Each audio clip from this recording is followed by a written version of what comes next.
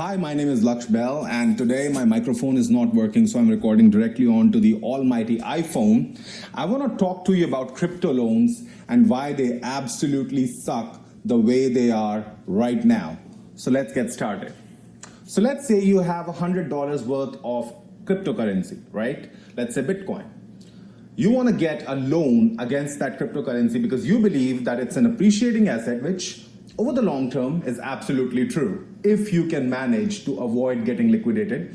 We'll talk about that in a minute. So you go to a company like Celsius or Nexo or FTX, one of those platforms, centralized finance platforms I might add, and you want to get a loan. That's what you want. You want to get a loan. Well, it's easy enough. You deposit your crypto with them. Let's say $100 worth, you can get $25 to $50 worth of loans, right? Sounds great in principle. Here's the problem with that. Crypto has cycles, and these cycles are just absolutely huge, and they can be absolutely crushing to anyone who does not know what they're doing. What does that mean for you? Well, that means that if you get a crypto loan for $25 on $100 collateral, right? An asset that is worth $100 at the time of being collateralized, and that asset goes down to, let's say, $35 or $30, which happens all the time in cryptocurrency. That's a 70% dip. 65 to 70% dips happen all the time, and during bear markets, even Bitcoin takes an 85% tumble from its all-time high, and other cryptocurrencies can fall by as much as 90 to 95%. So what they'll do is, what this platform will do is, they'll send you a margin call at some point of time, and you gotta either deposit the money back, or, repaying the loan, or at least part of the loan, or you gotta close out the loan. And if you don't do that, they're gonna liquidate you. They're gonna sell off your crypto at the worst possible price, which will, by the way, if a lot of people are getting liquidated, which tends to happen all the time, right? A lot of people tend to get liquidated at the same time, so that crashes the entire price of the asset in question. Here's the problem with that. If I told you that you can get a mortgage on this house you're buying, but I'm gonna sell off your house if it dips in value, even if you continue to repay me on a month-to-month basis, even if you continue to repay the interest and part of the collateral as agreed upon by us right now, you can still get liquidated. Would you still want that mortgage? Of course not. Only an idiot would. That's part of the problem with cryptocurrency loans.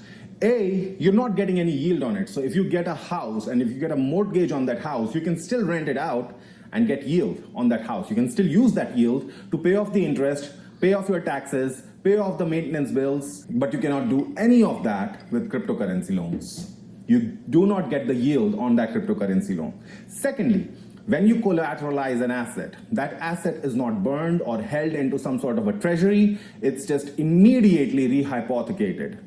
Now, in theory, rehypothecation sounds like a great plan, but the problem with that is, as soon as you collateralize $100 worth of Bitcoin to get $25 out of it in terms of loan, the $100 worth of Bitcoin is now on liquid exchanges. It's completely liquid and it's going out on the market, right? So for the exchanges, it's a great business because they got $100 worth of Bitcoin and they get to sell it out or lend it out or do whatever they want with it, right? But for you, it's a shitty business because your cryptocurrency, which has been collateralized, A, you're not making any yield on it, B, it's gonna go down in value as if you just sold it. Why? Because it's being rehypothecated. C, while you're not making any yield on it and the price goes down, you can get liquidated even if you continue to pay off the interests. That's a huge problem.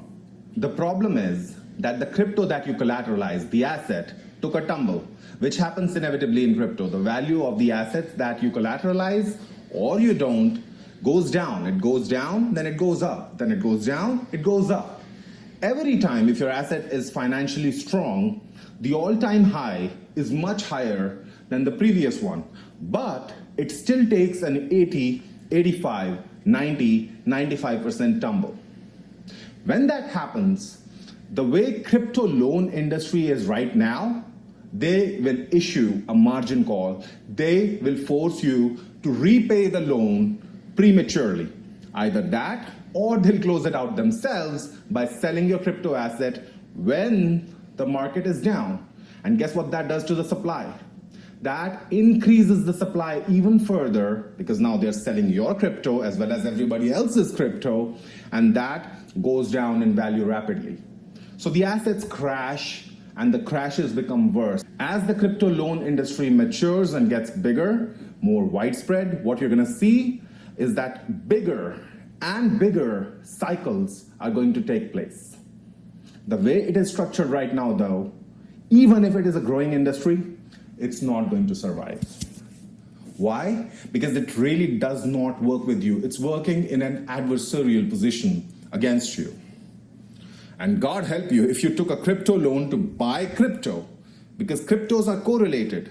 Altcoins are correlated with Ethereum and Bitcoin. When the markets fall, those same altcoins that were promising moon gains, moon math, they crash, they completely crash. Many of them never recover. There's a good chance that many of the projects that I myself believed in and invested in heavily will not recover from this cycle. That happens with every cycle, every bear market. Cryptocurrencies collapse and then they never recover, some of them. Those with good fundamentals, however, do recover and go on to have another all-time high valuation price-wise. And that, by the way, is the worst time to get a loan if you're going to do it anyway.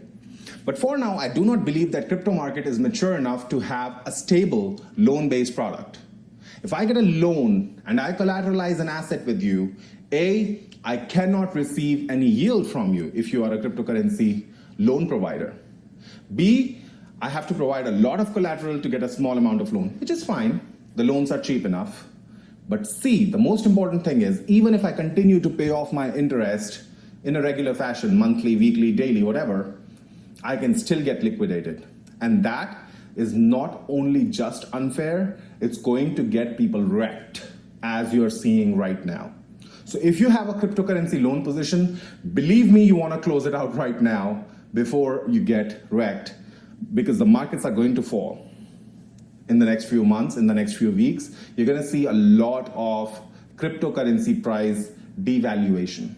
It's not permanent, of course. One Bitcoin is going to be equal to one Bitcoin in the future. But one Bitcoin is $32,000 today. It's probably going to be $25,000 a week from now. Maybe, I don't know. I don't have a crystal ball. I don't pretend that I do. All I know is that it is likely to go down to $15,000 to $16,000 before it starts recovering. And all the altcoins, all the other parallel chains, all the other cryptocurrencies are going to follow the same trend. Now, like I said, this is not the time to buy cryptocurrency. This is also not the time. Actually, no time is a good time to get cryptocurrency loans as they exist right now. The product is just not mature. It's just not stable enough for you to be availing of it yourself. It's just an immature product. And it's also something that can completely wreck your entire portfolio, your entire bag. Because again, remember, you don't get any yield. You gotta put up a lot of it. Everything you put up is rehypothecated. And when the market goes down, even if you continue to make your payments, the loans will need to be closed, or you will be required to put up additional collateral, which presumably you might not have. And even if you do, a lot of other people might not have. And you can only do that so much, you know. If it takes a 90% tumble, you're probably gonna have to put up 3 times as much collateral as you did in the first place, which may not be possible for you.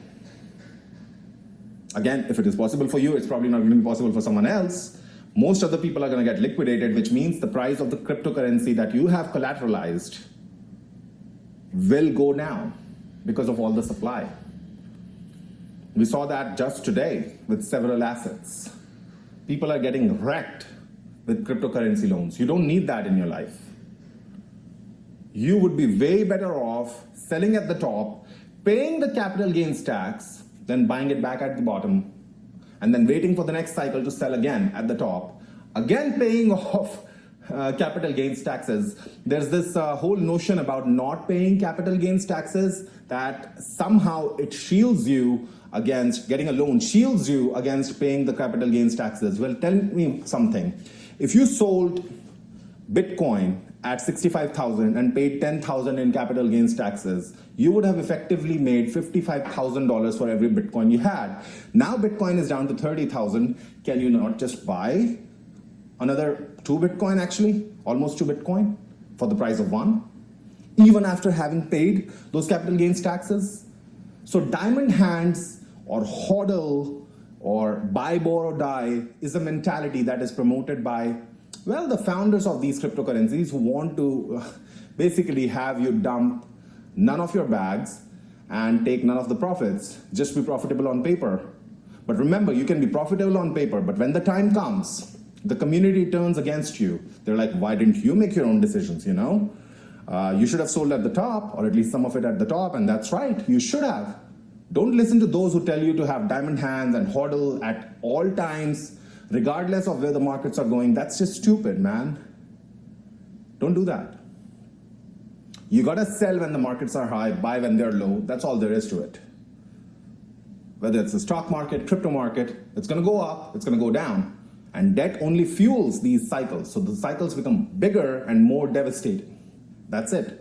If you're smart, they become more rewarding, you know? You make 10 times your money in each cycle. You grow your stash by 10x in each cycle. You can. In some of the altcoins, you really can do that. You know, you start with $1,000 in 3 cycles, which would probably take 12 years. You can end up becoming a millionaire, even despite of having paid your capital gains taxes. Whereas if you just hold on, or worse, get a loan when it's close to the top, you get wrecked. You're gonna have to build back again from the next cycle, from the ground zero. And then you get wrecked again because now when there's euphoria and everyone's talking about, oh, I'm never gonna sell. I got this great coin and it's got moon math. It's $5 now, but it's gonna be $500 tomorrow. You know, you got in at 50 cents, it's $5 now. Sell most of it, okay? Then it goes back to 70 cents. You're not gonna be crying because you got wrecked, because you got a loan. All right, that's it from me. That's it for this video. And we'll talk about possible situations that could be solutions to the whole crypto loan industry. But right now, this industry sucks. You should not be a customer of the crypto loans industry. You are going to get wrecked if you are. That's it from me. Have a good day.